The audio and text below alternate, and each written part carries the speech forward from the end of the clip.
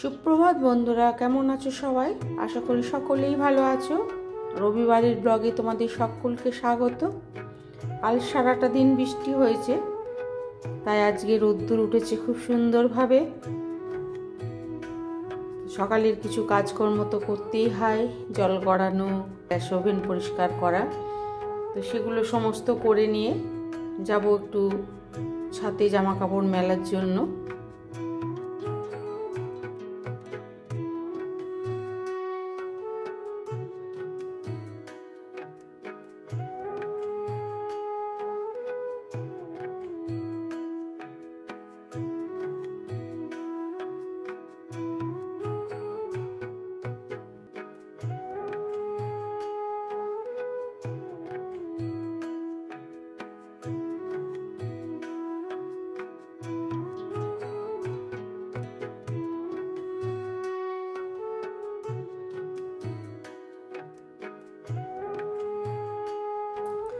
চলো বন্ধুরা, আমরা একটু ছাদে যাই।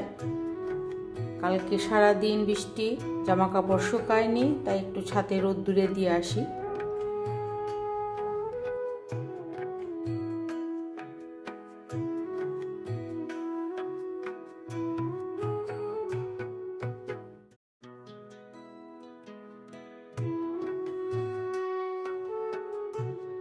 কি সুন্দর রোদ্দুর উঠেছে দেখো, এখনো ছাদের জল শুকায়নি। তো আমি চেয়ার নিয়ে এসেছি, চেয়ারে জামা কাপড়গুলো দেব।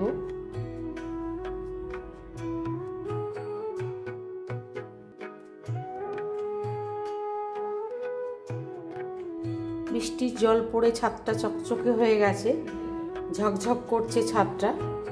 তো চলো এবার নিচে নামি।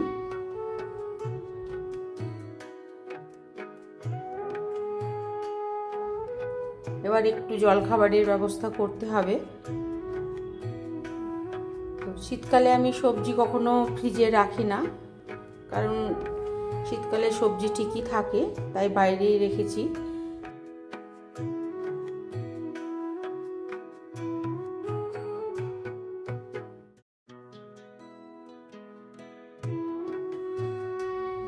রবিবারের দিন একটুখানি হলুদ গুড়ের সাথে খেলে খুব ভালো।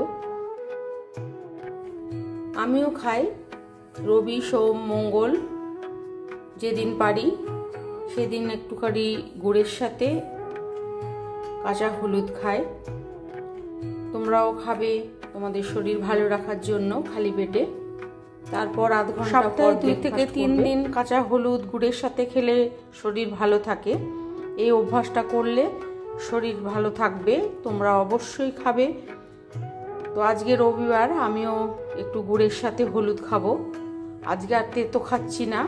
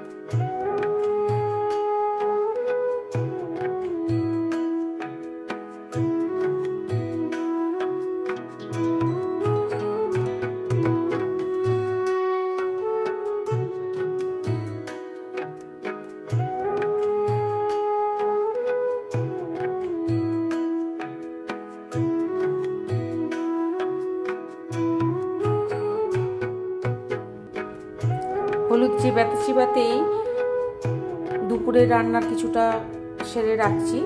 আজকে লাল শাক এসছে বাজারে, তো লাল শাক রান্না হবে, আর হবে মাটন। তো আমি লাল শাকটা কেটে নিই, তারপর ব্রেকফাস্ট করব।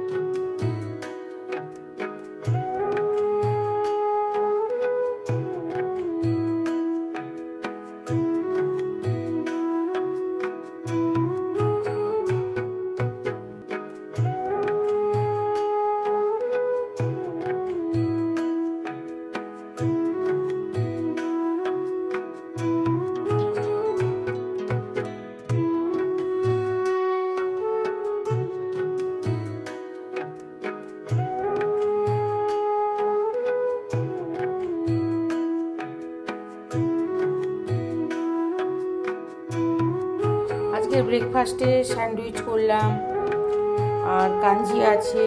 কাঞ্জির রেসিপিটা আমার চ্যানেলে দেওয়া আছে, তোমরা দেখে নিতে পারো। এটা কোনো ব্যাপার না, কাঞ্জিটা তৈরি করতে 3 দিন আগে তৈরি করবে। বিটরুট গ্রেট করে তারপর তাতে জল দিয়ে সর্ষের গুঁড়ো, আদার টুকরো, কাঁচা লঙ্কা দিয়ে ভালো করে কোনো জারে, টাইট জারে দিয়ে আর বিট লবণ দেবে। বিট লবণ দিয়ে 3 দিন রেখে দেবে, তারপর খেতে পারবে। তো আমি এটা 3 দিন আগে তৈরি করে রেখেছিলাম। এই বিটরুট কাঞ্জিটা শীতকালে এরও খুব উপকার দেয়। তো জল খাবারের পরে 1 কাপ এইভাবে বিটরুট কাঞ্জি খেলে শরীর চনমনে থাকবে, শরীরে এনার্জি বাড়বে। তাই তোমরা অবশ্যই এটা ফলো করবে।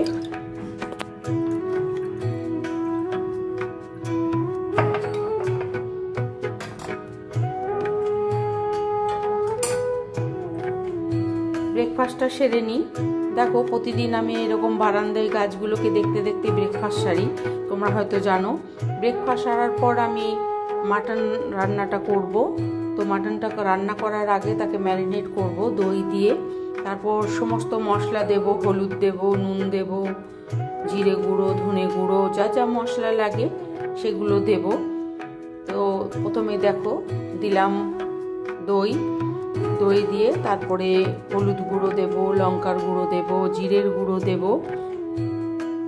আদা রসুন পেস্ট দেব, দিয়ে ভালোভাবে সর্ষের তেল দিয়ে ভালোভাবে ম্যারিনেট করে রাখবো আধ ঘন্টা। তো এইটা ম্যারিনেট করে রেখে দিতে হবে আধ ঘন্টা, তাহলে মাংসটা খেতে ভালো লাগে। গোলমরিচ দিলাম,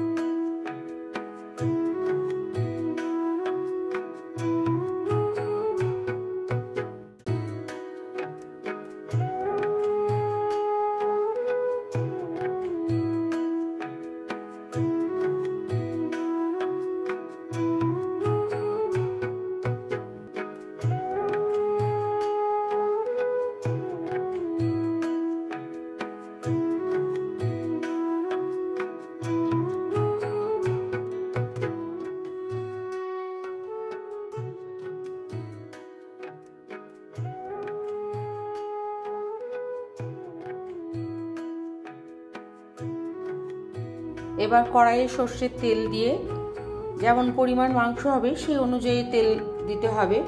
তেলটা গরম হয়ে গেলে আলুর টুকরো, আলু যদি যারা পছন্দ করে তারা আলু দিবে, কিন্তু মাংসের ঝোলে দুপুরবেলাতে একটু আলু না দিলে ভালো লাগে না। তাই আলুর টুকরোগুলো ভালোভাবে লাল করে ভেজে নিতে হবে। ভাজার পরে ওই তেলেই তেজপাতা দিয়ে তারপর কোচানো পেঁয়াজ ছেড়ে দিতে হবে। পেঁয়াজটাকে লাল লাল করে ভেজে নিয়ে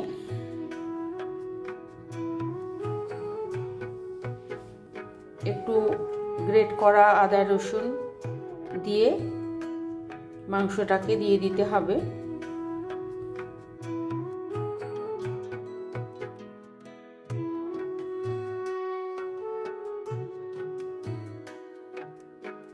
ভালোভাবে কষিয়ে নিয়ে জল দিয়ে সিম আঁচে মাংসটিকে রান্না করতে হবে। পরিমাণ মতো নুন দিতে হবে, টমেটো দিতে হবে, তারপর সিম আঁচে ধীরে ধীরে মাংসটাকে সেদ্ধ হতে দিতে হবে। মাংসটাকে সব সময় সিম আঁচে সেদ্ধ করলে মাংসের টেস্ট বাড়ে। আর তাড়াহুড়ো করে প্রেসার কুকার বা তাড়াহুড়ো করে রান্না করলে কিন্তু সেই টেস্টটা আসে না। তাই সব সময় চেষ্টা করতে হবে যাতে সিম আঁচে মাংসটা সেদ্ধ হয়। ব্লগটি কেমন লাগলো অতি অবশ্যই জানাবে।